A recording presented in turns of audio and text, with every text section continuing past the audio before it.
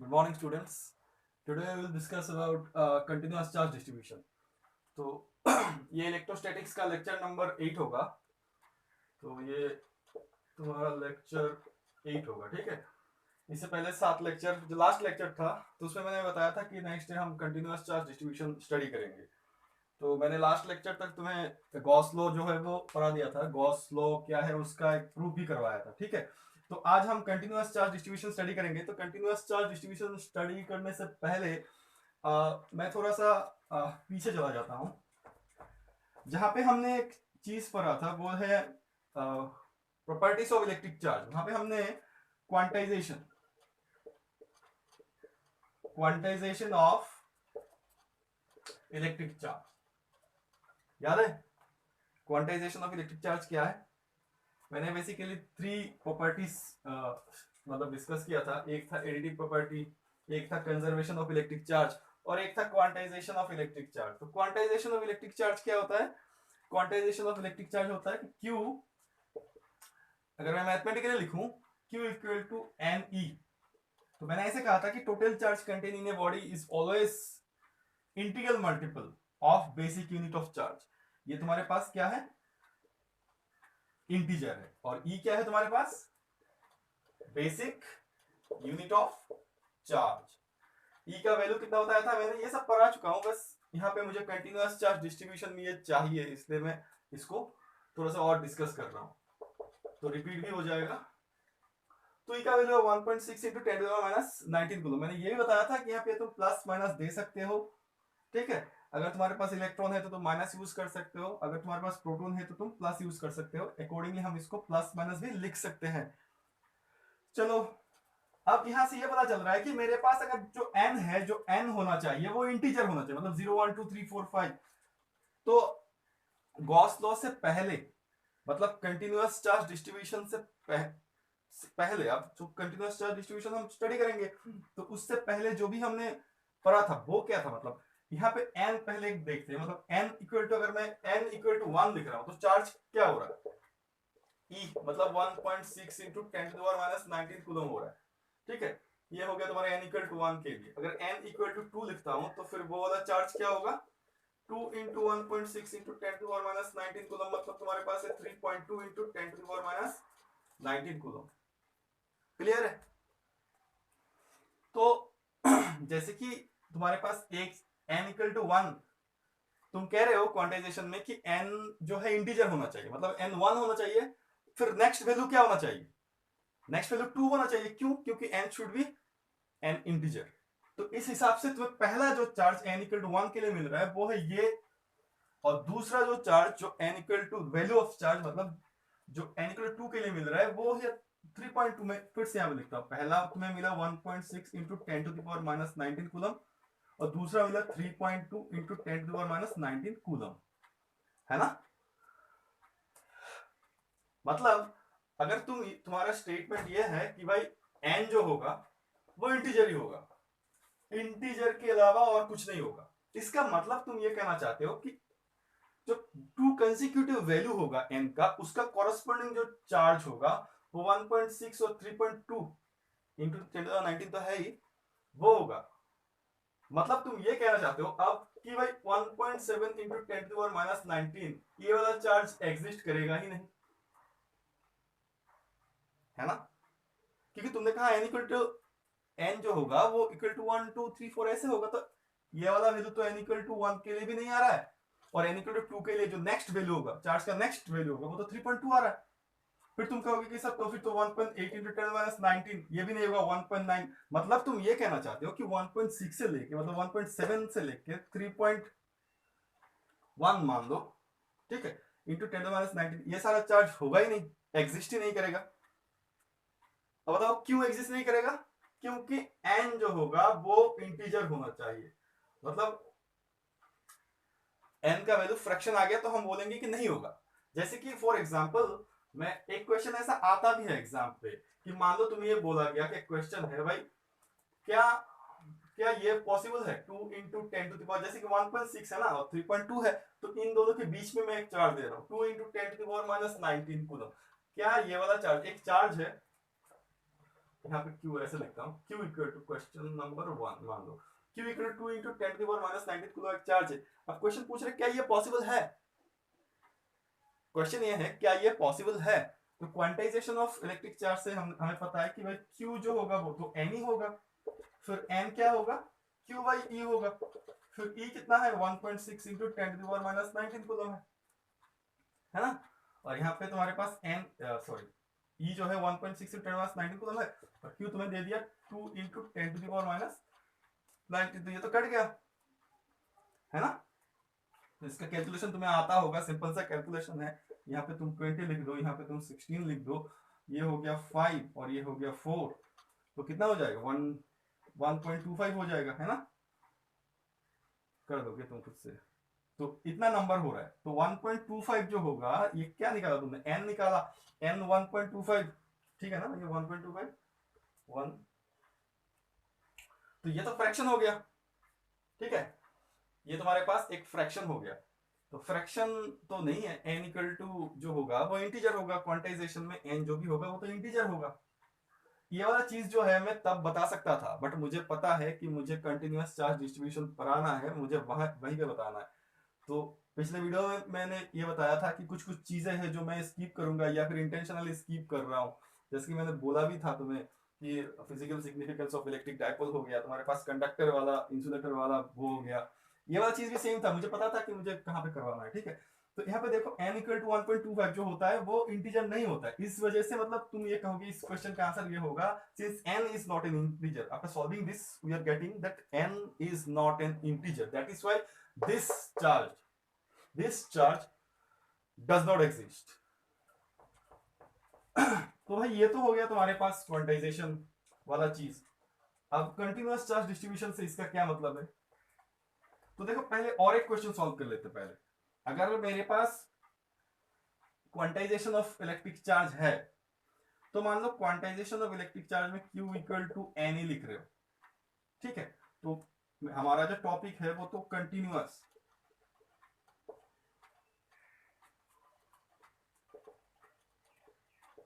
Charge distribution है, ठीक है।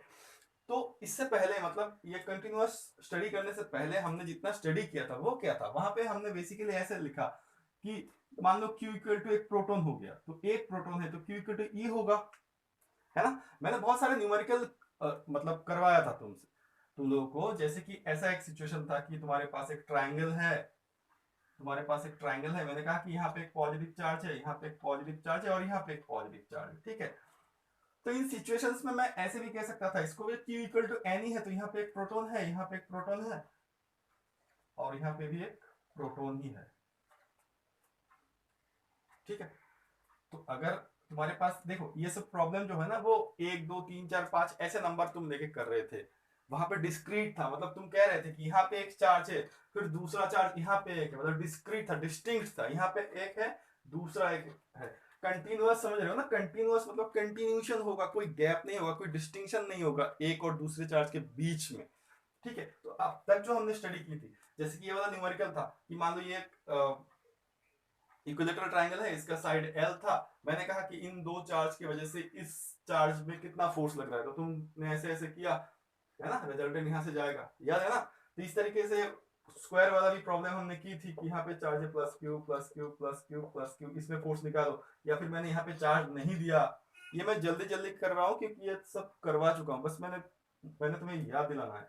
तो यहाँ पे एक पॉइंट है, इसमें इलेक्ट्रिक फील्ड इंटेंसिटी इन तीनों की वजह से कितना होगा, वो सब प्रॉब्लम्स तुमने किया हुआ है, बट वो सब प्रॉब्लम में क्या था, कंटिन्यूअस चार्ज नहीं थे, यहाँ पे एक डिस्क्रीट चार्ज था, मतलब डिस्टिंक्ट चार्ज था, यहाँ पे एक डिस्टिंक्ट, यहाँ पे एक डिस्टिंक्ट। और एक चीज बता दूं, जितना भी चार्जेस लेके हम डील कर रहे थे वो सारे माइक्रोस्कोपिक लेवल का था, मतलब बहुत छोटा चार्ज था, 1 2 नंबर्स थे, बहुत बड़ा बॉडी लेके नहीं किया। तुम समझ रहे हो ना माइक्रोस्कोपिक लेवल क्या कहना चाहता हूं, मतलब तुम्हारे पास 3 इलेक्ट्रॉन है, तो मान लो 3 प्रोटॉन है, एक प्रोटॉन यहाँ पे, एक प्रोटॉन यहाँ पे, एक प्रोटॉन यहाँ पे, प्रोटॉन तो बहुत एलिमेंट्री पार्टिकल है ना, माइक्रोस्कोपिक लेवल पे स्टडी कर रहा था। तो अब जो हम करेंगे कंटिन्यूअस चार्ज डिस्ट्रीब्यूशन वो मैक्रोस्कोपिक होगा। अब तुम कहोगे कि अचानक मैक्रोस्कोपिक क्या हो गया, मतलब मैक्रोस्कोपिक क्या है, मतलब मैक्रोस्कोपिक क्या था, तो फिर मतलब मैं ये कह रहा हूँ कि अगर तुम्हारे पास एक मान लो एक रॉड है, एक कंडक्टर है, तुम्हारे पास एक कंडक्टर है, तो ये वाला कंडक्टर तो विजिबल है तुम्हारे पास, विजिबल है ना, एक इलेक्ट्रॉन तुम्हारे पास विजिबल है नहीं, एक प्रोटॉन तुम्हारे पास विजिबल नहीं है, समझ रहे हो। तो ये मान लो एक कंडक्टर था, ऐसे यहाँ पे रख दिया मैंने। यहाँ पे क्या है, यहाँ पे चार्ज जो है, यहाँ पे जो चार्ज है, कंडक्टर मान लो चार्ज है, तो पूरा कंडक्टर चार्ज है, मतलब यहाँ पे एक पॉजिटिव, मान लो मैं कह रहा हूँ कि this conductor is positively charge. तो अगर मैं, मेरा सेंटेंस ये है कि this conductor is positively charge, तो भाई पॉजिटिव चार्ज कहाँ पे, इस कोने पे है क्या, या फिर यहाँ पे कहीं पे है क्या? No, it is not like that. It is something like कि पॉजिटिव चार्ज जो है एक के बाद एक कंटिन्यूअसली यहाँ पे पॉजिटिव पॉजिटिव, ऐसे कोई गैपिंग नहीं है, यहाँ पे कोई भी गैपिंग नहीं है, समझ रहे हो ना। पूरा पॉजिटिव चार्ज इसके सरफेस में, पूरा पॉजिटिव चार्ज है पूरा, ठीक है। अब मैक्रोस्कोपिक मतलब मैक्रोस्कोपिक वर्ल्ड में तुम्हें चार्ज तो दिखाई नहीं दे रहा है, बट ये जो डिस्ट्रीब्यूशन ऑफ चार्जेस है जिसमें है, मतलब जो वाला बॉडी है वो तो एक रॉड, मैंने कहा रॉड है, कंडक्टिंग रॉड, तो वो वाला रॉड तो तुम्हारे पास विजिबल है, ठीक ना। तो मैक्रोस्कोपिक लेवल में अगर तुम कोई भी ऑब्जेक्ट ले रहे हो और उस ऑब्जेक्ट में चार्ज है, तो पूरा ऑब्जेक्ट के ऊपर चार्ज होगा, ठीक है। मतलब ऐसा सिचुएशन है हमारे पास, कंटिन्यूअस चार्ज डिस्ट्रीब्यूशन है, एक पॉजिटिव यहाँ पे चार्ज है तो दूसरा पॉजिटिव चार्ज यहाँ पे नहीं है, for your kind information. Continuously charge यहाँ पे एक के बाद एक है, यहाँ पे एक के बाद एक, नॉट नेसेसरी कि पॉजिटिव चार्ज होना चाहिए, नेगेटिव चार्ज ही होगा, कोई भी गैपिंग्स यहाँ पे नहीं दिखेगा, मतलब मैक्रोस्कोपिक लेवल। तो तुम्हारे पास ये एक रॉड था मान लो, और ये यहाँ पे ये कंटिन्यूअस चार्ज डिस्ट्रीब्यूशन है, ठीक है। अब मैं कह रहा हूं कि ये सारा चार्ज मिला के टोटल चार्ज इसमें हो गया Q, और इसका लेंथ L है इस रॉड का, ठीक है। मैंने क्या कहा कि इसमें जो चार्ज है, जो रॉड है, इसमें through out the rod charge है, ऐसा नहीं कि रॉड के एक कोने पे एक इलेक्ट्रॉन मिला या फिर एक प्रोटॉन मिला, समझ रहे हो। पॉजिटिव चार्ज कह रहा हूं तो सारा through out the rod charge है तुम्हारे पास। तो अब मैं कह रहा हूं कि ये सारा चार्जेस मिला के तुम्हारे पास कितना चार्ज हुआ, Q। तो let Q is the total charge present on the surface of the conducting rod, ठीक है। और इस रॉड का लेंथ कितना है, L है। तो यहां से हमें नया टर्म मिलता है कि ये जो डिस्ट्रीब्यूशन है, देखो ये जो डिस्ट्रीब्यूशन है लेंथ वाइज डिस्ट्रीब्यूशन है चार्जेस का। तो अकॉर्डिंग टू डिस्ट्रीब्यूशन, तो यहाँ पे हमें डिस्ट्रीब्यूशन पढ़ना है ना, कंटिन्यूअस चार्ज है उसका डिस्ट्रीब्यूशन पढ़ना है, तो डिस्ट्रीब्यूशन जो है यहाँ पे देखो लेंथ वाइज है। तो लेंथ जो होता है, जैसे कि तुमने फर्स्ट ईयर में पढ़े हो मोशन इन स्ट्रेट लाइन में, अगर तुम मेरे को फॉलो किया, वहां पे मैंने बताया भी है, एक दो लेक्चर वहां पे मैंने वीडियो बनाया, वहां मैंने कहा कि ये एक ही लाइन पे जाने में तुम मतलब वन डायमेंशनल केस डील करते हो, है ना। तो ये लेंथ वाइज सिर्फ लेंथ एक ही एक्सिस मिलेगा तुम्हें लेंथ के लिए, है ना, या तो तुम एक्स एक्सिस में इस लेंथ को रख सकते हो या फिर वाई एक्सिस में रख सकते हो। तो ये वन काइंड ऑफ डिस्ट्रीब्यूशन हो गया, जो कि होगा तुम्हारे पास लीनियर चार्ज डिस्ट्रीब्यूशन। दूसरा क्या होगा, मैंने यहाँ पे डायमेंशन का वर्ड यूज कर दिया, तो तुम ये समझ सकते हो कि तुम्हारे पास इन टर्म्स ऑफ डायमेंशन भी तीन डायमेंशन बेसिकली हम पढ़ते हैं, वन डायमेंशन, टू डायमेंशन और थ्री डायमेंशन। थ्री डायमेंशन में, वन डायमेंशन में लीनियर हो जाएगा, तो सेकंड वाला जो टू डायमेंशनल केस होगा, जहां पे टू डायमेंशनली हम किसी ऑब्जेक्ट को लेंगे। टू डायमेंशनल ऑब्जेक्ट क्या है, मान लो सर्कल है ना। तुम कहोगे एक सर एक स्क्वायर भी तो होगा, रेक्टेंगुलर भी तो होगा। तो मान लो मेरे पास एक स्क्वायर है, तो इसमें चार्ज डिस्ट्रीब्यूशन क्या होगा, लीनियर होगा क्या? लीनियर तो नहीं होगा, क्यों, ये तो टू डायमेंशनल बॉडी है। तो इसमें क्या होगा, इसके ऊपर चार्ज जो है कैसे होगा, तो इसका पूरा सरफेस में होगा ये चार्ज डिस्ट्रीब्यूशन, इसका पूरा सरफेस में, मतलब इसका सरफेस एरिया में पूरा चार्ज डिस्ट्रीब्यूशन होगा, है ना, समझ रहे हो। तो ये वाला हो गया तुम्हारे पास सरफेस चार्ज डिस्ट्रीब्यूशन, ठीक है। नेक्स्ट तुम्हारे पास क्या है, नेक्स्ट मान लो तुम्हारे पास एक क्यूब है। एक क्यूब अगर होगा तो वो कैसा बॉडी है, वो तो थ्री डायमेंशनल बॉडी है। अब तुम कहोगे सिलेंडर भी तो होगा ऑब्वियसली, जितना भी थ्री डायमेंशनल बॉडी होगा तो उसमें कैसे डिस्ट्रीब्यूशन आएंगे चार्ज का, तो वॉल्यूम चार्ज डिस्ट्रीब्यूशन, ठीक है। तो वॉल्यूम चार्ज डिस्ट्रीब्यूशन। तो अकॉर्डिंगली मैंने कहा कि कंटिन्यूअस जो होगा तब होगा जब हम मैक्रोस्कोपिक लेवल में जाएंगे। माइक्रोस्कोपिक लेवल में हमने ऐसे वाला प्रॉब्लम किया हुआ है कि हमने ये ऐसे कंसीडर किया, n इक्वल टू बहुत ज्यादा कंसीडर नहीं किया, समझ रहे हो ना, n इक्वल टू बहुत ज्यादा कंसिडर नहीं किया। जैसे कि और एक चीज यहाँ पे बता देता हूं मैं, इस बारे में फिर से बताएंगे, बट n के बारे में थोड़ा और बता देता हूं कि जैसे कि हमने ये स्टडी की थी कि 1 कूलम अगर चार्ज है तुम्हारे पास तो वहां पे n इक्वल टू कितना है। मेरा फर्स्ट वीडियो में मैंने ये वाला प्रॉब्लम करवाया था। तो यहाँ पे कैसे करोगे तुम, q इक्वल टू n ही लिखोगे तब हो ही जाएगा। n equal to q by e होगा ना, तो q है 1 कूलम और e है 1.6 इंटू 10⁻⁹। इसका आंसर होता है 6.25 इंटू 10⁻18। ये किसका आंसर है, n का। समझ रहे हो। अब तुम n को देखो थोड़ा सा, n इक्वल टू 6.25 इंटू 10⁻18। तो इस प्रॉब्लम से मैं और एक प्रॉब्लम सॉल्व कर सकता हूं। ये वाला प्रॉब्लम मैंने फर्स्ट वीडियो में करवा दिया है, ठीक है। यहां पे देखो, पहली बात तो इसको देखो, ये 10 टू द पावर कितना है, 18 है, और किसका वैल्यू निकाला तुमने, ये n का निकाला। मतलब n जो है वो 10 रेज टू द पावर 18 है, मतलब कितना ह्यूज नंबर है। समझ रहे हो ना, कितना ह्यूज नंबर है।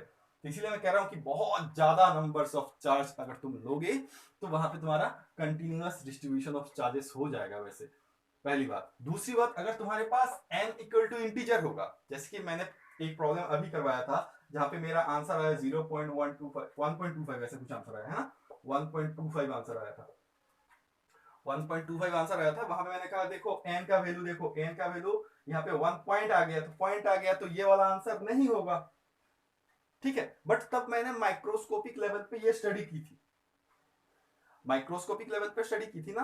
कैसे कैसे माइक्रोस्कोपिक लेवल में स्टडी की थी, क्योंकि मैंने कहा था कि माइक्रोस्कोपिक लेवल में हमारा जो n का वैल्यू है बहुत ज्यादा नहीं है, ठीक है।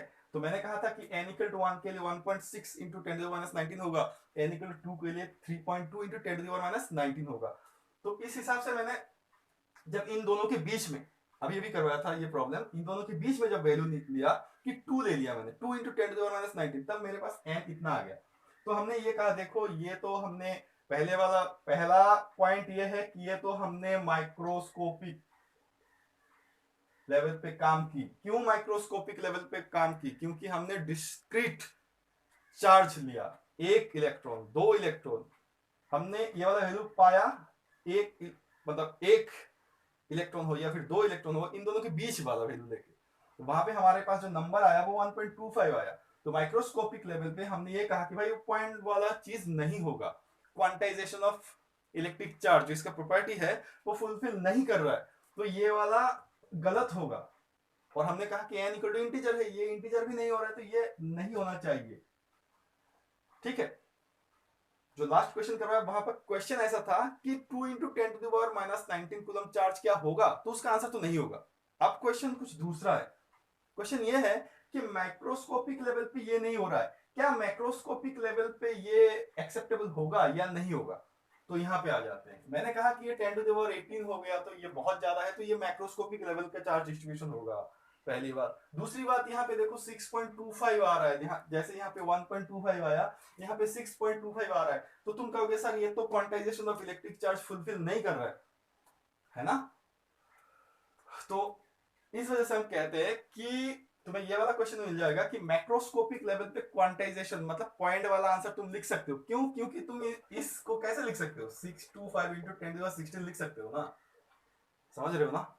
तो पॉइंट हम लिख सकते हैं, मतलब ये वैल्यू इंटीजर होना जरूरी नहीं है, क्योंकि उसके पावर में जो 10 रहेगा वो ऑटोमेटिकली इसको इंटीजर बना देगा। तो इसलिए क्वेश्चन ऐसा भी आता है कि भाई मैक्रोस्कोपिक लेवल में क्या quantization of electric charge valid है, तो नहीं है। क्यों क्यों, क्योंकि हम बहुत ह्यूज नंबर जो होगा तुम्हारे पास वो बहुत ज्यादा होगा, बहुत ज्यादा नंबर ऑफ चार्ज लेके तुम डील कर रहे हो, जिसकी वजह से वहां पे ये मायने नहीं रखते कि तुम पॉइंट लिख रहे हो कि नहीं लिख रहे हो। यहाँ पर 10 रेज टू दी पावर बहुत ज्यादा रहेगा तुम्हारे पास ऑटोमेटिकली, बट यहाँ पे देखो कुछ नहीं हो रहा है, 1.25, there is no power of 10, ये इंटीजर है भी नहीं। आई होप कि क्लियर हो चुका है। तो चलो आगे बात करते हैं। अब यहाँ पे फिर से आ जाते हैं हम। मैंने कहा कि कंटिन्यूअस चार्ज डिस्ट्रीब्यूशन, तो कंटिन्यूअस चार्ज क्या है, इसके लिए मैंने माइक्रोस्कोपिक और मैक्रोस्कोपिक लेवल का पूरा डिटेल में बताया तुम्हें। फिर मैंने इंटीजर के बारे में बता दिया, फिर डिस्ट्रीब्यूशन के बारे में जब आया मैंने कंटिन्यूअस चार्ज डिस्ट्रीब्यूशन लिखा, ये चार्ज कैसे कैसे डिस्ट्रीब्यूट हो सकता है। तो अकॉर्डिंगली जो 3 डायमेंशंस हैं, 3 dimensions, first 1 dimension, second 2 dimension, third 3 dimension. तो ये 3 टाइप के बॉडीज लेके हम डील करेंगे, हमारे सिलेबस के हिसाब से यही है। तो इन तीनों में हमारे पास जो चार्ज डिस्ट्रीब्यूशन होगा वो अकॉर्डिंगली ऐसे होगा कि linear charge distribution, surface charge distribution और वॉल्यूम चार्ज डिस्ट्रीब्यूशन। अब तुम कहोगे sir what is linear charge distribution? तो लीनियर चार्ज डिस्ट्रीब्यूशन एक का डेफिनेशन बताऊंगा तो बाकी ऑटोमेटिकली तुम समझ जाओगे। जो चार्ज है लेंथ पे, जो टोटल चार्ज है वो लेंथ पे है, तो इसका डेफिनेशन ऐसा है कि यूनिट लेंथ पे कितना चार्ज है, उसी को हम लीनियर चार्ज डेंसिटी कहेंगे यहाँ पे, ठीक है। तो ये तो डिस्ट्रीब्यूशन के हिसाब से मैंने कहा कि लीनियर चार्ज डिस्ट्रीब्यूशन हो गया, सरफेस चार्ज डिस्ट्रीब्यूशन हो गया, वॉल्यूम चार्ज डिस्ट्रीब्यूशन हो गया। तो जो टर्म हम यूज करेंगे यहाँ पे वो होगा लीनियर चार्ज डेंसिटी, ठीक है। डेंसिटी समझ रहे हो ना, पॉपुलेशन डेंसिटी, सिर्फ डेंसिटी समझो ना। सिर्फ डेंसिटी क्या होता है? मास पर यूनिट वॉल्यूम, मास पर यूनिट वॉल्यूम। अगर तुमने वेव पढ़ा है, वेव, वेव में तुम्हारे पास स्ट्रिंग जब होता था, याद होगा तुम्हारे पास, तुमको root over T by M ऐसे वेलोसिटी का तुम वैल्यू लिखते थे, ठीक है, स्ट्रिंग का। तुम कहते थे कि इसका जो मास पर यूनिट लेंथ होगा, मतलब तुम मास यूनिट लेंथ, मास जो है वो लेंथ, पूरा लेंथ पे डिस्ट्रीब्यूटेड है ना, समझ रहे हो? तो ऐसे इसमें जो डेंसिटी होगा, सिंपल डेंसिटी, डेंसिटी में देखो तुम क्या करो, मास पर यूनिट वॉल्यूम, ठीक है ना। इस केस में भी वेव में जब तुम पढ़े हो तब तुम कह रहे थे कि root over T by M, जो वेलोसिटी का वैल्यू तुम लिखते थे, वहां पे एम क्या था? मास नहीं था। तुम कहते थे कि पर यूनिट लेंथ में कितना मास है, समझ रहे हो ना। तो इसमें भी ऐसा है कि चार्ज जो है, जो चार्ज है पर यूनिट लेंथ पे कितना है। तो मतलब इस फिगर से अगर मैं देखूं कि तुम कह रहे हो भाई एल लेंथ पे मेरे पास क्यू चार्ज है, एल लेंथ पे टोटल कितना चार्ज है? क्यू।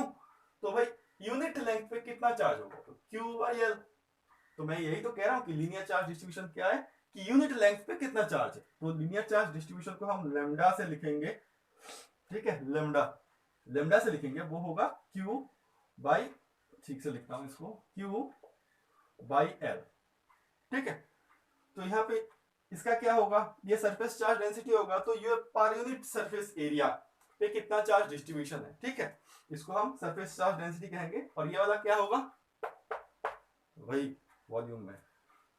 तो दूसरा जो होगा सरफेस चार्ज डेंसिटी, इसको हम सिग्मा से लिखेंगे, ठीक है। ये पहले मिल रहा है तुम्हें, अभी सिग्मा से मिलेंगे। तो ये क्यू पर यूनिट एरिया होगा, जो भी बॉडी होगा, जो भी ज्योमेट्रिकल शेप होगा। अगर तुम कहोगे सर इसका लेंथ एल होगा, क्या मैं यहाँ पे एल स्क्वायर लिख सकता हूँ? ऑब्वियसली लिख सकते हो। ये अगर सर्कुलर है तो पाई आर स्क्वायर लिख सकता हूँ, तो ऑब्वियसली लिख सकते हो। वो तो geometrical shape of the body के ऊपर एरिया तुम लिख दोगे। और ये जो होगा ये रो है, रो, तो charge per unit volume, clear, ठीक है। तो आई होप कि मैंने कंटिन्यूअस चार्ज डिस्ट्रीब्यूशन के बारे में तुम्हें बताया और तुमने समझा कि क्या होगा। यहाँ पे जो भी है लेमडा, सिग्मा और रो, तो बेसिकली हम ऐसे डील करेंगे कि भाई यूनिफॉर्म है, ये पूरा चीज जो है यूनिफॉर्मली डिस्ट्रीब्यूटेड है, चार्ज जो है पूरा यूनिफॉर्मली डिस्ट्रीब्यूटेड है, नॉन यूनिफॉर्मिटी नहीं है, ठीक है। अब तुम कहोगे कि सर यूनिफॉर्मिटी क्या बोला आपने, नॉन यूनिफॉर्मिटी क्या बोला, क्या है इसमें? तो एक चीज मैं बता देता हूँ, जैसे कि मान लो मेरे पास एक लाइन एलिमेंट है और इसमें चार्ज यहाँ पे बहुत ज्यादा है, ठीक है, बहुत ज्यादा चार्ज यहाँ पे, इस साइड में कुछ ऐसा है, इस साइड में फिर से बहुत ज्यादा है, इस साइड में है ही नहीं, ठीक है। चार्ज है through out the body, charge है, तो मतलब यूनिफॉर्मली डिस्ट्रीब्यूटेड नहीं है। अगर तुम मान लो यहाँ पे एक एलिमेंट्री लेंथ ले लोगे, यहाँ पे एक एलिमेंट्री लेंथ ले लोगे, मतलब डीएल ले लोगे, तो यहाँ पे मान लो मैंने कहा कि डीक्यू चार्ज, तो यहाँ से लेके यहाँ तक, यहाँ से लेके यहाँ तक तुम्हें कितना चार्ज है पता करना है। तो तुम्हें पता है कि लेमडा जो होगा वो तो dq बाई dl होगा, ठीक है। मान लो लेमडा जो है, अब तुम देखो लेमडा जो है वो यूनिफॉर्म नहीं हो रहा है, लेमडा जो है वो यहाँ पे बहुत ज्यादा था, यहाँ पे बहुत कम है। तो तुम्हें जब यूनिफॉर्मिटी नहीं होगा ना, तब तुम्हें एग्जाम्पल में जब हम सॉल्व करेंगे ना कुछ प्रॉब्लम, तब और ज्यादा पता होगा कि लेमडा, मान लो तुम्हें ऐसे कह रहे कि भाई lambda k into x, lambda अगर सिर्फ k होता, लेमडा अगर सिर्फ k होता तो हम कहते कि कांस्टेंट है, k कहने का जरूरत ही नहीं होता, लेमडा लेमडा है, कांस्टेंट है। बट आप कह रहे हो कि लेमडा जो है वो x के साथ वेरी कर रहा है, तो यूनिफॉर्म है नहीं, समझ रहे हो ना? तब कैसे हम टोटल चार्ज निकालेंगे? तब हम कहेंगे कि dq equal to lambda dl। So dq equal to lambda कितना है भाई? लैम्डा है तुम्हारे पास kx इंटू dl। अब dl लिख दिया ना मैंने, इसको x लिखा तो फिर यहाँ पे x होगा, ठीक है? ये तो तुम समझ रहे हो x क्यों होगा, ये x से वेरी कर रहा है पूरा, तो यहाँ पे तुम x लिखोगे या फिर मैं इसको x पकड़ देता, एक ही बात है, ठीक है? तो टोटल चार्ज कितना होगा तो फिर कैसे निकालोगे टोटल चार्ज? इसमें कितना होगा तो टोटल चार्ज निकालोगे इंटीग्रेशन करके, इंटीग्रेशन ऑफ dq, ठीक है? तो इंटीग्रेशन ऑफ kx dx। और लिमिट कितना होगा तुम्हें कि कहां से, यहां से लेके पूरा यहां तक, यहां से लेके पूरा यहां तक, ठीक है? तो इसका 0 से लेके मान लो x इसका लेंथ है, तो 0 से लेके x अगर लेंथ है टोटल, यहां से टोटल लेंथ x है, तो तुम kx स्क्वायर बाई 2 होगा इसका आंसर, kx स्क्वायर बाई 2 ये क्या होगा टोटल चार्ज, ठीक है? तो नॉन यूनिफॉर्मिटी के बारे में हम अभी बात नहीं कर रहे हैं। नॉन यूनिफॉर्मिटी ऐसा क्वेश्चंस बेसिकली एंट्रेंस के लिए होगा। मैंने बहुत सारा प्रॉब्लम एंट्रेंस जेडब्ल्यू और एनडब्ल्यूटी के, जेडब्ल्यू और एनडब्ल्यूटी का एक प्लेलिस्ट है, वहां पे तो मिल जाएगा। पहले मैं ये वाला जो सिंपल थ्योरी है उसको करता हूँ, उसके बाद हम कॉम्प्लिकेटेड लेंगे, ठीक है? ये अगर तुम्हें समझ में नहीं आया ना तो फिर भी हम बाद में डिस्कस करेंगे, और इसके ऊपर कुछ वीडियो ऑलरेडी बनाया हुआ है, तो पहले इसको समझ लेते हैं, ऑटोमेटिकली ये भी तुम समझ जाओगे with the passage of time. वैसे वीडियो तो मैंने बना भी लिया है इसके ऊपर, वो अलग से प्लेलिस्ट है, वहां पे मिल जाएगा। तो चलो, अब जो हमने सीखा ना, इतना जो हमने सीखा, मतलब तुम्हें ये कह रहा हूं कि कंटिन्यूअस चार्ज डिस्ट्रीब्यूशन यहाँ पे क्यों पड़ा, क्योंकि यहाँ से हम गॉस लॉ का एप्लीकेशन स्टार्ट करेंगे, और गॉस लॉ के एप्लीकेशन में हमें ये सब चाहिए, कंटिन्यूअस चार्ज डिस्ट्रीब्यूशन के बारे में नॉलेज चाहिए, मैक्रोस्कोपिक लेवल लेके डील करेंगे, ठीक है? तो अब जो हम स्टडी करने वाले हैं वो है application of Gauss law, application of Gauss law. तो एप्लीकेशन ऑफ गॉस लॉ में अगर तुम एनसीईआरटी देखोगे तो तुम्हारे पास 3 एप्लीकेशन है टोटल, ठीक है? तो एक है तुम्हारे पास लीनियर चार्ज डेंसिटी वाला, दूसरा है तुम्हारे, और बाकी 2 है तुम्हारे पास सरफेस चार्ज डेंसिटी वाला। वॉल्यूम चार्ज डेंसिटी लेके एनसीईआरटी में नहीं है, बट एंट्रेंस में तो आएगा क्वेश्चन, वो अलग बात है, पहले हम एनसीईआरटी का कर देते हैं, ठीक है? तो एप्लीकेशन ऑफ गॉस लॉ, तो पहली बात तो गॉस लॉ का जो एप्लीकेशन होगा वो किस पर्पस पे होगा, मतलब तुमने गॉस लॉ तो सीख लिया, गॉस लॉ कह रहा है कि पिछले वीडियो पूरा गॉस लॉ के ऊपर था, इलेक्ट्रिक फ्लक्स के ऊपर था। गॉस लॉ में कह रहा है कि टोटल फ्लक्स जो होगा थ्रू क्लोज सरफेस वो होगा तुम्हारे पास Q by epsilon not, but ये Q क्या होगा, ये जो Q होगा वो इनसाइड दैट क्लोज सरफेस होना चाहिए, जो भी चार्ज होना चाहिए वो क्लोज सरफेस के अंदर होना चाहिए। तो तुम कह रहे हो कि तुमने यहाँ पे लिखा एप्लीकेशन ऑफ गॉस लॉ, मतलब तुम कह रहे हो कि भाई हमें ये पता है, अप्लाई करूंगा ना, एप्लीकेशन मतलब कुछ हमें पता है, कुछ जानकारी है हमारे पास, उसको हम अप्लाई करने वाले हैं, तो ये चीज हमें पता है, मतलब ये चीज हमें गिवन है, गिवन, क्लियर?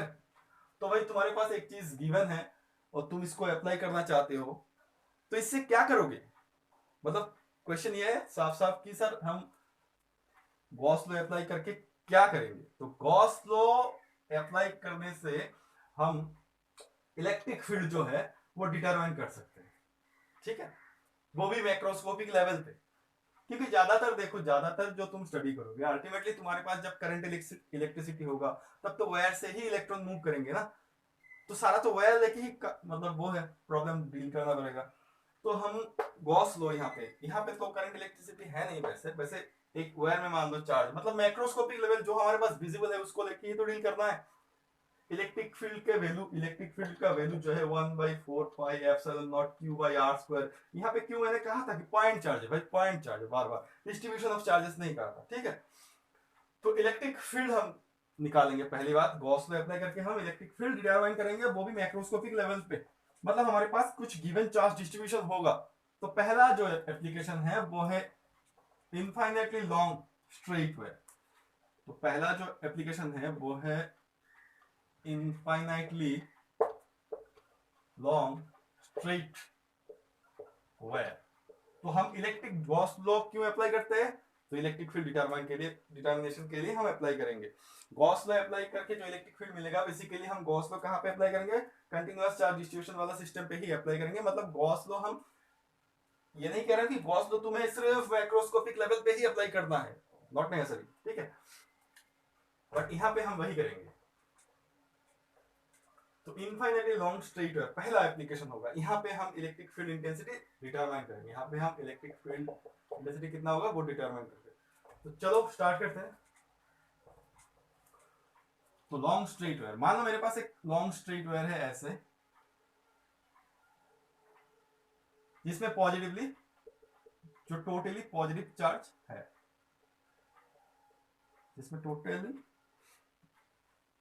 पॉजिटिव चार्ज है इसमें, ठीक है। तो पहले बात तो गॉस लॉ अप्लाई करने के लिए तुम्हें क्या चाहिए, अगर तुमने यहाँ पे एप्लीकेशन ऑफ गॉस लॉ लिखा तो तुम्हारे पास कुछ चीज गिवन है, वो है फाई जो है वो क्यू बाई एप्सिलॉन नॉट, ये तुम्हें पता है, ठीक है। बट तुम्हारा जो है क्लोज सरफेस होना चाहिए, अगर तुम अप्लाई करना चाहते हो गॉस लॉ तो तुम्हारे पास क्लोज सरफेस होना चाहिए। तो क्लोज सरफेस होना चाहिए, उस क्लोज सरफेस से फ्लक्स जाना चाहिए, अगर उस क्लोज सरफेस से फ्लक्स जाएगा तो वो फ्लक्स होगा उस क्लोज सरफेस के अंदर में जो चार्ज है divided by epsilon not, clear. अब फ्लक्स जाना चाहिए, फ्लक्स मतलब क्या है, number of lines of force crossing A given surface area. पहली बात तो सरफेस एरिया कहां पे है, तो मैंने तो इसीलिए उस दिन बोला था लास्ट वीडियो में कि जो सरफेस एरिया होगा उस सरफेस एरिया को, जिस सरफेस एरिया बनाना पड़ता है हमें, उसको हम गॉसियन सरफेस कहते हैं। और गॉसियन सरफेस नहीं होता है एक्चुअली, हाइपोथेटिकल सरफेस होता है, उसको तुम्हें बनाना पड़ेगा, है ना। तो मतलब यहाँ पे तुम्हें गॉसियन सरफेस एक बनाना पड़ेगा और उस सरफेस से फ्लक्स जाना पड़ेगा। तो फ्लक्स जाने के लिए तुम्हारे पास लाइंस ऑफ फोर्स चाहिए। तो तुम अब खुद से सोचो, तुम्हारे पास एक पॉजिटिव चार्ज है, अगर पॉजिटिव चार्ज है यहाँ पे, इसको ऐसे, इसको तो मैंने बोर्ड में ऐसे ड्रॉ कर दिया ना, इसको मान लो ये था, मान लो ये है, तो यहाँ पे पूरा पॉजिटिव चार्ज है, पॉजिटिव चार्ज से लाइंस ऑफ फोर्स क्या होगा, निकलेगा। तो लाइंस ऑफ फोर्स यहाँ से निकलेगा, यहाँ से निकलेगा, यहाँ से निकलेगा, यहाँ से, चारों ओर से निकलेगा ना। मैं इसको क्यों दिखा रहा हूँ पता है, क्योंकि ये तो अंदर वाला जो पीछे से जा रहा है लाइंस ऑफ फोर्स, यहाँ पे तो मैं दिखा नहीं सकता। मैं यहाँ पे लाइंस ऑफ फोर्स तो ऐसे ड्रॉ कर सकता हूँ, ऐसे निकला, ऐसे निकला, ऐसे निकला, ऐसे निकला, है ना। इसका मतलब ये नहीं कि सामने से नहीं निकलेगा, ऑब्वियसली निकलेगा। अब तुम यहाँ से विजुअलाइज करोगे तो पता चल जाएगा कि मैं जो ड्रॉ कर रहा हूँ वो तो यहाँ से ड्रॉ कर रहा हूँ और यहाँ से, बट मैं यहाँ से ड्रॉ नहीं कर पा रहा और पीछे से भी ड्रॉ नहीं कर पा रहा, है ना, समझ रहे हो ना। बट ये विजुअलाइजेशन बहुत इंपॉर्टेंट है, बाद में तुम गॉसियन सरफेस कैसे ड्रॉ किया वो तुम समझ नहीं पाओगे, ठीक है। तो देखो, अब मैंने कहा कि ये ऐसे जाएगा, ऐसे जा रहा है ना, फ्लक्स तो है, ये फ्लक्स नहीं है, ये लाइंस ऑफ फोर्स है। फ्लक्स के लिए तुम्हें तो सरफेस एरिया चाहिए, फ्लक्स के लिए सिर्फ लाइंस ऑफ फोर्स से नहीं होगा, सरफेस एरिया भी चाहिए, है ना। तो अब एक काम करते हैं, मतलब हम इलेक्ट्रिक फील्ड डिटरमाइन करेंगे ना। तो कोई एक पॉइंट ले लेते हैं, यहां पे मैंने एक पॉइंट ले लिया,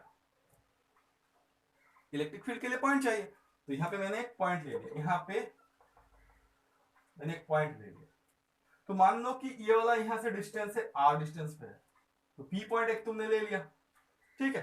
देखो अब मैं जो कर रहा हूं वो है गॉसियन सरफेस का ड्राइंग में करूंगा यहाँ पे। तो गॉसियन सरफेस कैसे बनाना पड़ेगा, कैसे हाइपोथेटिकल सरफेस तुम बनाओगे।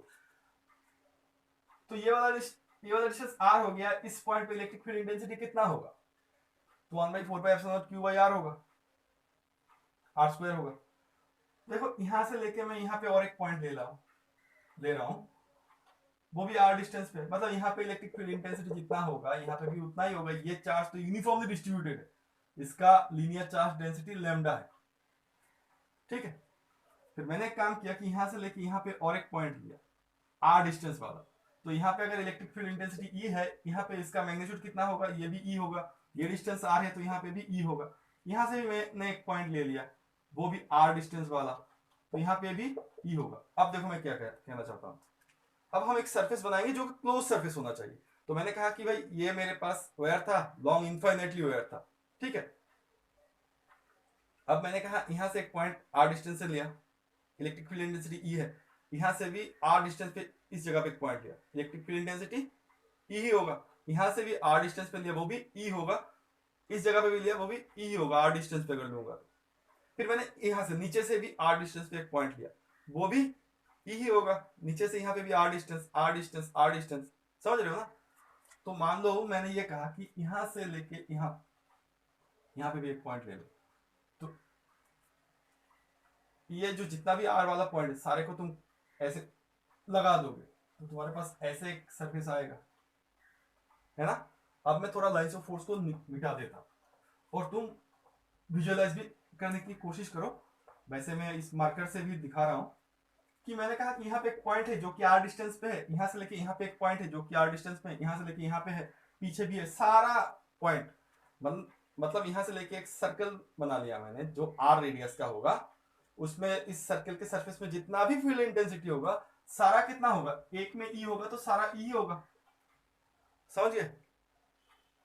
ठीक है, तो मैंने कहा अगर मैं यहां से लेके यहाँ पे भी एक पॉइंट लूं उसका भी तो E होगा, इस पॉइंट पे E होगा क्योंकि ये r डिस्टेंस पे है, ये भी r डिस्टेंस मैंने माना, ये भी डिस्टेंस r ही है ना। ये तो पीछे से अब तुम कहोगे सर ये इतना छोटा ये इतना बड़ा, तुम समझ जाओगे ना, ये तो पीछे है, ये तो बड़ा, ये सही नहीं होगा रेडियस r। ठीक है, अब देखो क्या कर रहा हूं मैंने कहा कि यहाँ पे भी r डिस्टेंस लोगे, यहाँ पे भी r डिस्टेंस वाला एक पॉइंट लोगे तो इसका इलेक्ट्रिक फील्ड इंटेंसिटी भी ये होगा, है ना। तो ऐसे करते करते हम ना यहाँ तक, मान लो यहाँ तक ले लेते हैं, यहाँ तक, तो यहाँ पे भी मैंने ऐसे बना दिया, ये वाला डिस्टेंस भी r है, ठीक है, ये वाला डिस्टेंस भी r है, यहाँ पे भी r, ये सर्कल जो होगा वो r होगा, ठीक है। तो इसको मैंने लगा दिया ऐसे करके।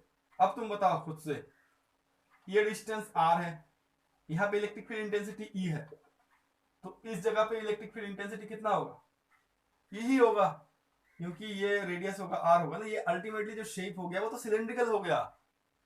ये सिलेंडर मेरे पास नहीं था, मेरे पास क्या था, मेरे पास था ये एक continuous distribution infinitely long wire था, क्योंकि इससे फ्लक्स जाना है, मतलब लाइंस ऑफ फोर्स किसी एरिया को क्रॉस करना है, उस एरिया को मुझे ड्रॉ करना है, एरिया को ड्रॉ करना है, मतलब एक मुझे क्लोज सरफेस होना चाहिए, गॉस लॉ अप्लाई करना है फिर क्लोज सरफेस के लिए हमने क्या किया कि हमने ऐसे किया कि कुछ पॉइंट्स हमने लिए, पॉइंट्स लेके देखा कि इस जगह पे इलेक्ट्रिक फील्ड इंटेंसिटी जो है वो E है, तो ऐसे करके मैंने यहाँ पे भी r डिस्टेंस से और एक पॉइंट लिया, वहां पे इलेक्ट्रिक फील्ड इंटेंसिटी E ही होगा। ऐसे करते करते मैंने यहाँ से भी ये वाला पॉइंट लिया, इसका भी electric field intensity E r distance पे, यहाँ से भी E, यहाँ पे E, यहाँ पे सारा ऐसे करके जोड़ते हुए मैंने यहाँ पे एक सरफेस बना लिया। अब ये जो सरफेस हो गया, ये जो सरफेस हो गया मेरे पास, सरफेस कैसा शेप का हुआ, तो पहली बात तो सिलिंड्रिकल शेप का हुआ। अब इतना लेंथ के अंदर, मतलब यहां से लेके यहाँ पे लेंथ मैंने L पकड़ लिया।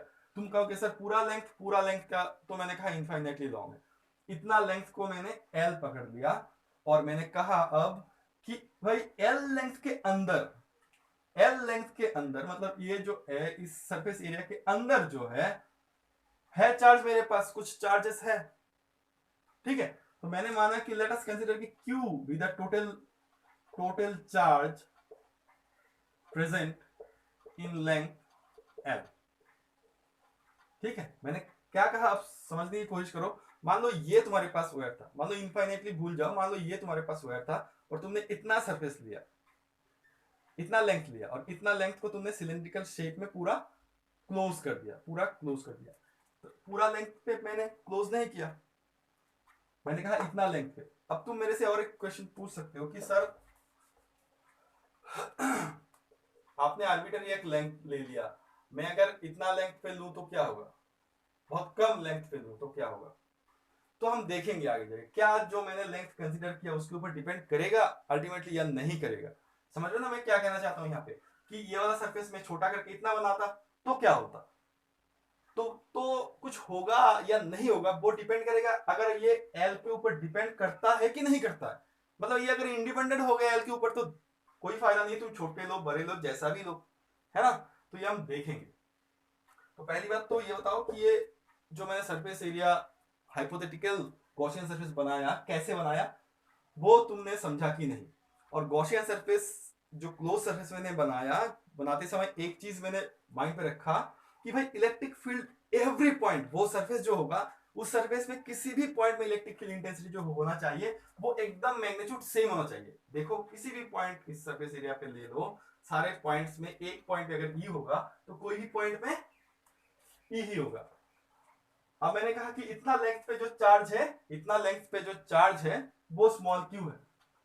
पूरा चार्ज तो हम नहीं ले रहे, मान लो पूरा चार्ज है कैपिटल Q, पूरा इनफाइनाइटली लेंथ, तो मैंने कहा कि L लेंथ पे चार्ज है स्मॉल q, तो यूनिट लेंथ पे कितना है q by L, sorry q by L, तो तुम्हारे पास लेमडा कितना हो गया q बाई एल हो गया। ये तुम्हें याद रखना है, ठीक है। अगर ये फिगर तुम्हारे पास क्लियर है तो हम आगे बढ़ सकते हैं, क्योंकि गॉस लॉ एप्लीकेशन में ना वही प्रॉब्लम है, सबको फिगर समझ में नहीं आता। अब तुम देखो मैं अब जो कर रहा हूं, अब ये r जो है मैं मिटा दे रहा हूं यहां से, इसी फिगर के ऊपर कर रहा हूं मैं। अब मैं ना लाइंस ऑफ फोर्स ड्रॉ कर रहा हूं, लाइंस ऑफ फोर्स। तो लाइंस ऑफ फोर्स तो यहां से भी जाएगा, बट ये वाला चार्जेस हमें कंसीडर नहीं करना है फिलहाल, तो हम गॉसियन सरफेस में इंटरेस्टेड है, क्योंकि गॉस लॉ अप्लाई कर रहे हैं। तो फ्लक्स ऐसे जा रहे हैं, है ना, यहां से ऐसे जा रहे हैं, है ना। और सरफेस एरिया इज, ये जो जियोमेट्रिकल शेप है इसका सरफेस एरिया देखो, ऊपर एक सरफेस है, फिर ये सरफेस है कर्व सरफेस, ये भी सरफेस है। ये सरफेस को S1 में मान रहा हूं, इस सरफेस को टोटल जो सरफेस है यहाँ पे, इस एरिया S2, यहाँ पे जो है सरफेस वो S3। वैसे तुम समझते हो कि ये वाला जो सरफेस एरिया होता है, मान लो इस ये जो सरफेस एरिया वो तो पाई आर स्क्वायर होगा, ये भी पाई आर स्क्वायर होगा, ठीक है। और ये twice pi r into l होगा, twice pi r into l, इतना कर्व सरफेस एरिया, है ना। तो देखो तुम जब कहोगे अब तो हम according to Gauss law apply करेंगे। अकॉर्डिंग टू गॉस लॉ कहता है कि total flux phi should be equal to q by epsilon naught, q enclosed. तो टोटल फ्लक्स कहां से जा रहा है, देखो टोटल फ्लक्स के लिए हम ऐसे लिख सकते हैं, टोटल फ्लक्स के लिए ये तो lambda equal to q by L मैंने कहीं पे लिख के रख दूंगा, lambda equal to q by L total flux के लिए। मान लो मैंने यहाँ पे कोई भी एक एलिमेंट्री एरिया लिया ds यहाँ पे, तो ये एलिमेंट्री जो एरिया है उसका नॉर्मल यहाँ पे जाएगा, क्लियर। अब देखो यहाँ पे जो चार्ज से लाइंस ऑफ फोर्स जा रहा है वो भी तो ऐसे निकल रहा है, मतलब तुम कहना चाहते हो E और ds जो होगा वो तो पैरेलल जाएगा ना, एरिया वेक्टर और E। मतलब मेरे पास इस एरिया के लिए अगर मैं d फाई लिखूं, इस एरिया के लिए मैं अगर ds एरिया के लिए अगर मैं d फाई निकालना चाहूं तो क्या होगा, E डॉट ds होगा। तो E ds cos कितना होगा, 0 डिग्री होगा। फिर से अगर मैं यहाँ पे और एक एरिया लूं, यहाँ पे भी ds, मान लो ये ds1 है, ये ds2 है, ds2 वेक्टर, तो वो भी तो सेम होगा, समझ रहे हो ना। तो तुम्हें क्या सिर्फ इस सरफेस से फ्लक्स कितना गया वो निकालना है, या फिर ये पूरा जियोमेट्रिकल शेप से कितना फ्लक्स गया वो निकालना है। तो यहाँ पे अगर S2 के बात कर रहा हूं, अगर मैं सिर्फ S2 के बात कर रहा हूं, तो इस सरफेस मतलब पूरा टोटल कर्व सरफेस एरिया के लिए जो फ्लक्स होगा, मान लो ये φ2 लिखा मैंने S2 के कॉरस्पॉन्डिंग, तो यहाँ पे क्या होगा, इंटीग्रेशन ऑफ EDS होगा, ठीक है। इसका आंसर तो EDS आएगा, तो ये φ2 निकल गया। सिमिलरली φ1 S1 के कॉरस्पॉन्डिंग निकालना है और φ3 S3 के कॉरस्पॉन्डिंग निकालना है। तो इसका मतलब टोटल जो फ्लक्स होगा मेरे पास वो होगा φ1 प्लस φ2 प्लस φ3, है ना, क्योंकि तीन सरफेस एरिया है मेरे पास, क्लियर है। और उसका आंसर कितना होना चाहिए, q enclosed by epsilon not, clear. फिर अब देखो पहले हम φ1 और φ3 देख लेते हैं। वैसे एक चीज पता है कि φ1 का जो भी रिजल्ट होगा φ3 का भी सिमिलर ही होगा इन टर्म्स ऑफ एरिया। अब देखो फ्लक्स कहां से जा रहा है, फ्लक्स ये वाला चीज है, ये वाला चीज भी तुम्हारा सिलिंड्रिकल टाइप है ना। ऊपर वाला फ्लक्स जो जा रहा है, लाइंस ऑफ फोर्स जो जा रहा है वो ऐसे जा रहा है, ऐसे जा रहा है, ऐसे जा रहा है, ऐसे जा रहा है। यहाँ पे पूरा चार्ज है, पॉजिटिव चार्ज। क्या तुम्हें लग रहा है लाइंस ऑफ फोर्स ऊपर से जा रहा है, नहीं जा रहा है ना। ये जो सरफेस एरिया, ऊपर वाला जो सरफेस एरिया है, यहाँ पे ये जो सरफेस एरिया है इसका नॉर्मल कैसा है, ऊपर, और लाइंस ऑफ फोर्स कहाँ जा रहा है, ऐसे या फिर ऐसे या फिर ऐसे या फिर ऐसे। मतलब तुम कहना चाहते हो अंडर एनी सर्कमस्टेंसेस इसका जो सरफेस एरिया होगा और इलेक्ट्रिक लाइंस ऑफ फोर्स किसी भी डायरेक्शन में तुम ले दो, वो तो ds1 वेक्टर, मान लो यहाँ पे कोई स्मॉल एलिमेंट में ले रहा हूं, इसका ds1 वेक्टर ऊपर जा रहा है, ठीक है, क्लियर है। यहाँ पे S2 लिख देता हूं। और लाइंस ऑफ फोर्स कहां जा रहा है, लाइंस ऑफ फोर्स सारा इस साइड में या फिर इस साइड में या फिर उस साइड में या फिर इस साइड में। तो अंडर एनी सर्कमस्टेंसेस ds1 और ई का जो डॉट तुम करोगे वो कितना होगा, E D S one cos 90 degree, इसका आंसर कितना होगा 0। कॉमन सी बात है, क्या लाइंस ऑफ फोर्स ऊपर से जा रहा है, नहीं जा रहा है, तो फिर तो फ्लक्स 0 होगा। लाइंस ऑफ फोर्स कहां से जा रहा है, इस सरफेस एरिया को भी क्रॉस कर रहा है। सिमिलरली हम कहेंगे ये जो सरफेस एरिया है, मतलब नीचे जो है, यहाँ पे अगर BS3 स्मॉल एक एलिमेंट ले लेते हैं, BS3 वेक्टर लेंगे, इसका नॉर्मल नीचे जाएगा, बट लाइंस ऑफ फोर्स कहां से जा रहा है, लाइंस ऑफ फोर्स तो ऐसे जा रहा है, इलेक्ट्रिक फील्ड तो ऐसे जा रहा है, तो फिर यहाँ पे मैं BS3 लिखूंगा और ये भी सेम होगा, 0 होगा। क्लियर है, मतलब φ1 और φ2 φ3 जो 0 हो रहा है वो तुम समझ रहे हो ना। इस सरफेस जो गॉसियन सरफेस तुमने ड्रॉ किया, यहाँ से φ1 और φ2 जो total flux through this surface and total flux through this surface, ये 0 है। अब तुम कहोगे कि सर आपने टोटल फ्लक्स तो नहीं निकाला, E.ds निकाला, यहाँ पे तो d φ3 होगा, बट स्मॉल फ्लक्स के लिए भी 0 है, और पूरा कंसीडर करोगे, पूरा का भी तो ऐसे ही है, पूरा का भी तो S3 ऐसे ही है, नीचे ही है, पूरा का भी तो S1 ऊपर ही है, नॉर्मल है ना, तो 0 होगा अल्टीमेटली, टोटल तो 0 ही होगा। तो कंट्रीब्यूशन जो आएगा किसका आएगा, तो φ2 का आएगा। ठीक है, बहुत सारा गैदरिंग हो रहा है, समझ रहे हो ना, यहाँ पे कर रहा हूँ मैं, यहाँ पे तो यहाँ पे मैं ऐसे लिख सकता हूँ कि यहाँ पे 0 plus φ2 plus 0 equal to q enclosed by epsilon not. Ultimately तुम्हारे पास है φ2, इस फिगर को मिटा नहीं सकता, अल्टीमेटली तुम्हारे पास है φ2 equal to q enclosed by, ये लिखना यहां से ही कर रहा हूं मैं, बट यही है जो कर रहा हूं मैं।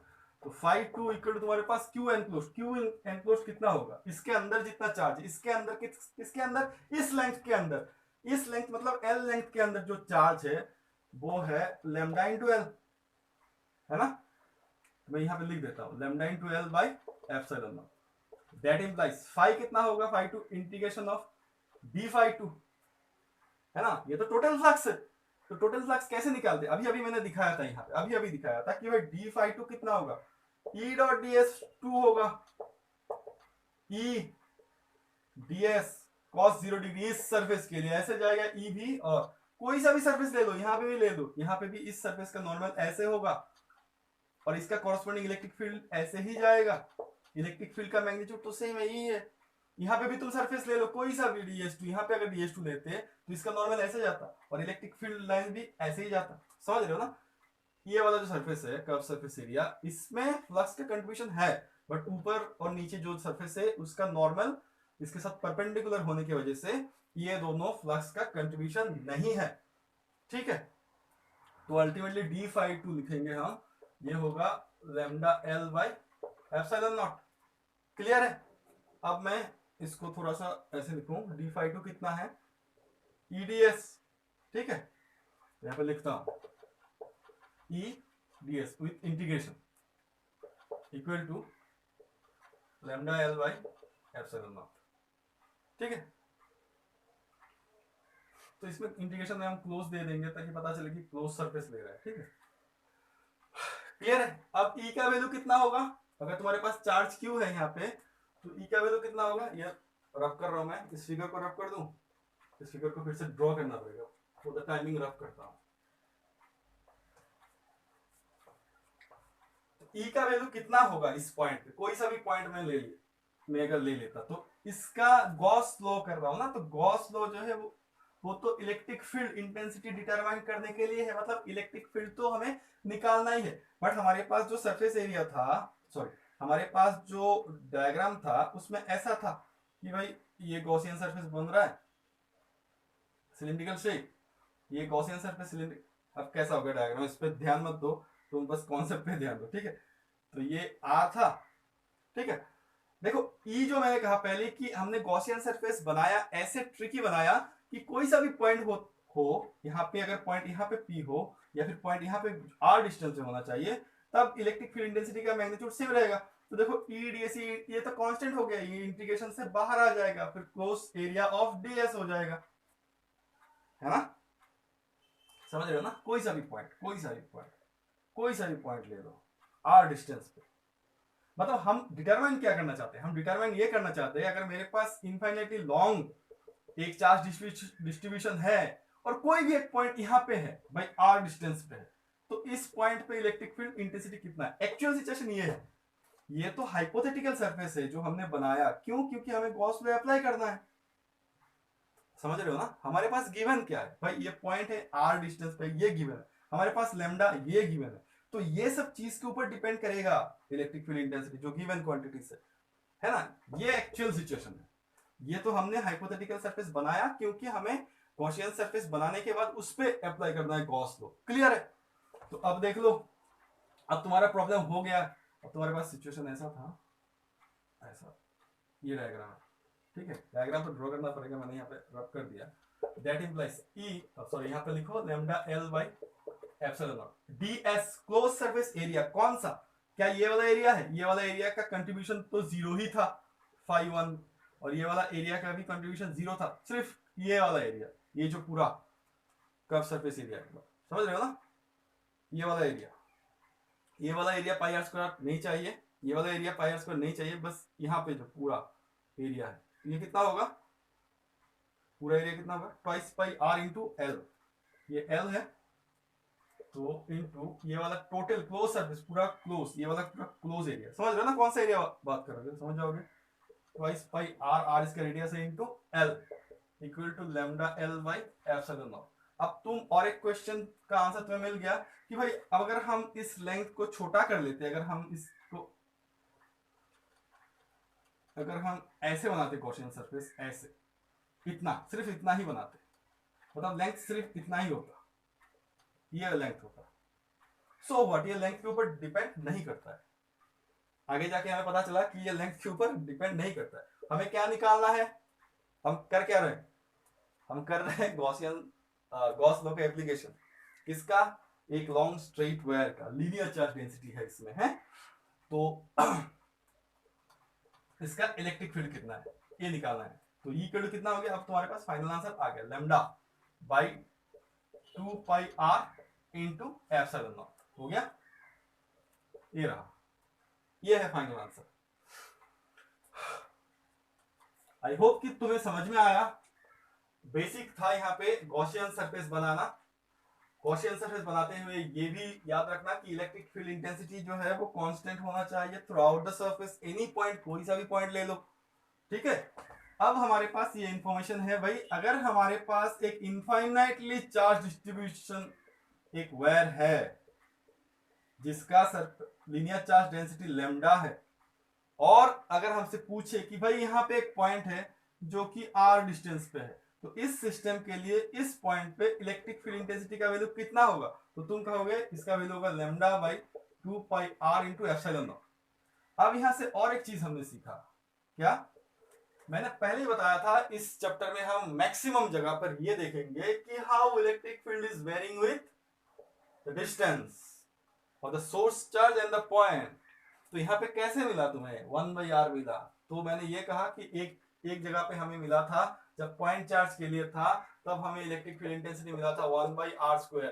जब हमने डाइपोल की थी तो हमें मिला था 1/r³। मैंने ये भी कहा था कि सिचुएशन ऐसा आएगा कि 1/r मिलेगा। मैंने ये भी कहा था कि सिचुएशन ऐसा भी आएगा कि it is independent of r होगा, हर एक पॉइंट पे इलेक्ट्रिक फील्ड इंटेंसिटी सेम हो जाएगा। तो नेक्स्ट वीडियो में आई होप कि मैं वो भी दिखा दूंगा तुम्हें कि कैसे इंडिपेंडेंट ऑफ r हो जाएगा। आज का वीडियो वैसे बहुत लंबा हो चुका है, मुझे कुछ न्यूमेरिकल भी करना था, बट एक्चुअली गॉसियन सरफेस मैंने समझाने की कोशिश की। अगर तुम समझते हो तो वो सक्सेस रहा मैं, अदरवाइज तो यहाँ पे एक प्रॉब्लम होता है बहुत ज्यादा कि अचानक सिलेंडर कैसे ड्रॉ कर दिया, क्यों सिलेंडर सिलिंड्रिकल हो गया, दैट इज इंपॉर्टेंट, क्योंकि मुझे क्लोज सरफेस बनाना था। सिलिंड्रिकल बॉडी में 3 सरफेस एरिया होते हैं, ऊपर, नीचे और ये मिडिल वाला। तो तुम्हें यह समझना पड़ेगा कि ऊपर वाला जो है उसका एरिया वेक्टर ऐसे जाएगा, बट तुम्हारे पास सारा लाइंस ऑफ फोर्स ऐसे या फिर ऐसे या फिर ऐसे या फिर पीछे से जा रहा है। अंडर एनी सर्कमस्टेंसेस इसके साथ 90 डिग्री हो रहा है, ये वाला कंट्रीब्यूशन नहीं आएगा, फिर ये वाला कंट्रीब्यूशन भी नहीं आएगा, तो सिर्फ ये वाला सरफेस एरिया से कंट्रीब्यूशन आएगा। मैंने ये भी बताने की कोशिश की, देखो ये जितना भी लेंथ का बनाओ तुम, इसके ऊपर डिपेंड नहीं करेगा, ठीक है? इंडिपेंडेंट ऑफ दैट लेंथ होगा जो तुम कंसिडर कर रहे हो, ठीक है? क्लियर है? तो ये चीज गिवन होगा। तो तुमने कहा कि इस लेंथ पे क्यू चार्ज होगा। तुम अगर कहते हो कि सर इतना लेंथ पे अगर क्यू चार्ज है, तो अगर मैं इसको छोटा कर दूं तो यहाँ पे भी क्या क्यू चार्ज होगा? नहीं होगा, क्यू चार्ज नहीं होगा, बट यहाँ पे हम क्यू यूज ही नहीं कर रहे, देखो है ना, लैम्डा यूज कर रहे हैं, वो कांस्टेंट है, ठीक है, तो आई होप कि मैं समझा पाया। नेक्स्ट वीडियो में हमारे पास और 2 एप्लीकेशन है, वो तो कर लेंगे, बट बहुत सारा न्यूमेरिकल भी है गॉस लॉ के ऊपर, उसको भी करना है। तो अगर यहाँ से मैंने गॉस लॉ पूरा खत्म कर दिया ना, तो तुम्हें एनडब्ल्यूटी और जेडब्ल्यू वाला जो है ना उसको भी देखना है। वैसे मैं नेक्स्ट वीडियो में बता भी दूंगा। अभी अगर देखोगे तो बहुत सारी चीज समझ नहीं पाओगे। अभी तुम यहाँ से बेस क्लियर करो, फिर बेस अगर क्लियर हो गया ना, और 2 एप्लीकेशन है वो मुझे करने दो, कुछ न्यूमेरिकल करने दो, उसके बाद तुम उसको देखोगे तो समझ जाओगे। ठीक है, एक चीज मैं बता दूं कि मैं वैसे बताता नहीं, बहुत सारे वीडियो बना लिया, बट मैंने कुछ बताया नहीं तुम्हें। वो है कि तुम लोग मेरे चैनल को सब्सक्राइब नहीं कर रहे हो। बहुत बहुत बच्चे ऐसे हैं कि देखते हैं बट सब्सक्राइब नहीं करते, तो please do subscribe my channel और लाइक करो, शेयर करो। तो इतना तो हेल्प कर ही सकते हो। वैसे तुम, ऐसा कोई जबरदस्ती नहीं है कि करना ही है, मैं तो पढ़ाते रहूंगा, बट अगर अच्छा लगता है तो जरूर करना। और thanks for listening, thank you very much.